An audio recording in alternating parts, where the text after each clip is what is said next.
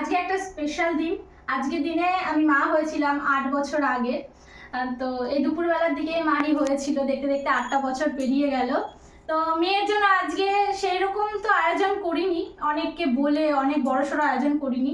তো মেয়ের জন্য কিছু রান্না বান্না করেছি, তো সেগুলোই তোমাদেরকে দেখাবো যে কি কি ওর জন্য আজকে করলাম। ও স্নান টান করে রেডি সেডি হয়ে পুজো করছে, আর এদিকে আমার রান্না কমপ্লিট হয়ে গেছে। সে 8টায় লেগেছি, 12টা বাজে এখন।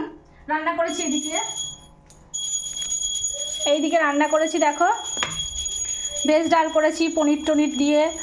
তারপরে এইদিকে দেখো পটল চিংড়ি করেছি, চিংড়ি মাছটা বেশি বড় পাইনি, ছোট চিংড়ি। এদিকে পাবদা মাছ করেছি, রুই মাছ করেছি আলু দিয়ে। এদিকে চাটনি করেছি, পাঁপড়টা ভাজবো।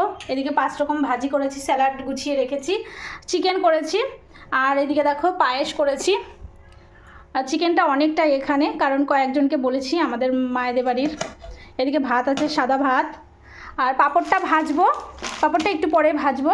আর এইদিকে দেখো ফ্রাইড রাইস হয়ে গেছে, একটু দমে বসিয়েছি। তো চলো, আরে বাবা ধরো একটু কাছাকাছি আসো। তো বেশি কিছু রান্না করিনি, এই আয়োজন করেছি। আর মিষ্টি মিষ্টি এগুলো আছে, দই আছে, তো এইটুকুনি আয়োজন করেছি মেয়ের জন্য। আমি নিজে একা হাতে করেছি সব। যাই হোক, তো চলো টাটা, পরে আবার দেখা হচ্ছে।